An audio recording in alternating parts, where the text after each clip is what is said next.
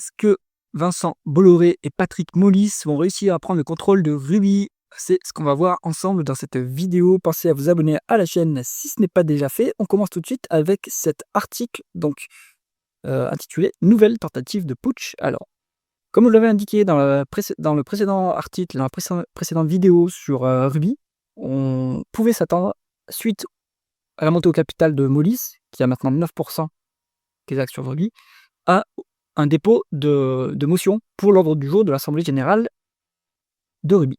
Donc, c'est ce qui a eu lieu. On a un communiqué de presse qui est sorti aujourd'hui sur le site de Ruby qui indique que l'entreprise accuse réception du dépôt de demande d'inscription à l'ordre du jour de 2 projets de résolution. Premier projet, nomination de Patrick Molis, évidemment, mais également nomination de Madame Anne Lauvergeon au conseil de surveillance. Donc là, on reprend la même stratégie que l'année dernière.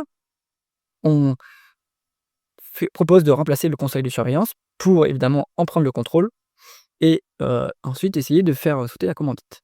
Alors, pourquoi est-ce qu'on veut faire ça? Parce que évidemment la stratégie avec Photosol ne fonctionne pas actuellement et donc le groupe est complètement décoté à cause de ça. Et donc Molis a senti l'opportunité, avec l'appui de son ami Bolloré, pour aller essayer de secouer cette gouvernance et améliorer, créer de la valeur pour les actionnaires. Bon, la surprise, c'est quand même de voir Anne Lauvergeon en membre nominé, hein. Bon, on rappelle le pédigré de Anne Lauvergeon, c'est ingénieure des mines. Elle était Sherpa de François Mitterrand, donc ça veut dire qu'elle a aussi beaucoup de connexions et un bon réseau. Et puis aussi présidente d'Areva, là c'est pas glorieux, puisqu'il y a eu des milliers judiciaires. Il y a eu le rachat controversé de Uramine, qui n'avait qui n'avait pas d'uranium en fait, donc c'était complètement un échec stratégique. Bon, en tout cas, depuis 2011, elle a son cabinet de conseil et elle siège au conseil d'administration d'American Express. Ça, je savais pas, et c'est finalement, elle doit avoir quand même des bonnes compétences d'administration. Donc, pourquoi pas cette nomination? En tout cas, ça amène le carnet d'adresse et le poids, en fait, tout le poids de son expérience.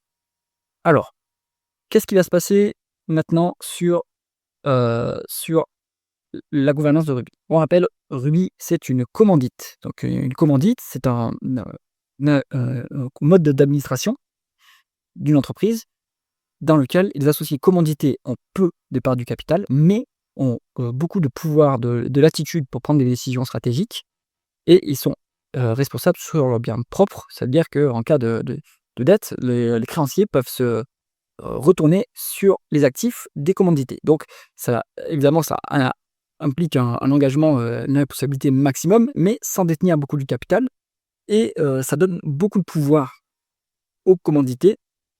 Donc ça peut se passer bien quand la gérance et quand la stratégie se passe bien. Il y a pas de problème. Il y a des cas où ça marche très bien. Vous êtes sur Hermès, c'est une commandite, ça se passe très bien évidemment. Michelin, c'est une commandite, ça se passe très bien. Mais sur Ruby, il y a le problème de Photosol qui ne marche pas.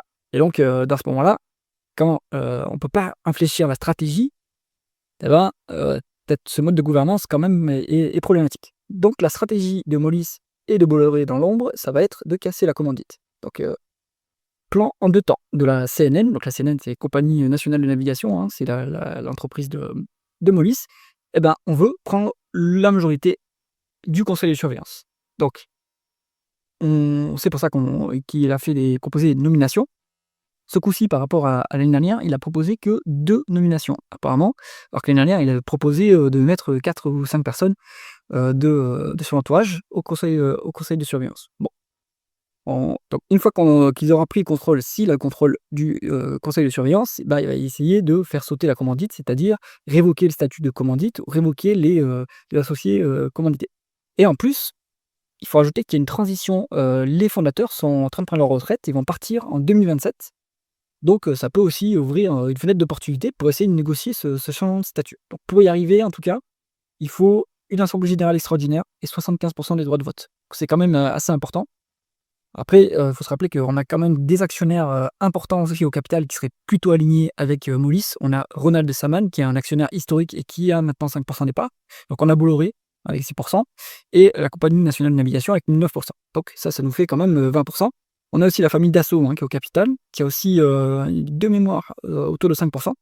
Bon et après c'est du flottant. Mais évidemment, s'il y a opportunité de création de valeur, le public s'alignera avec Monlys, hein, puisque, ça fera, forcément, monter le cours d'action, en fonction des scénarios qui seront déroulés, hein. On pourra avoir par exemple, soit un changement de stratégie et une vente de Photosol, soit une session et une une vente de Photosol.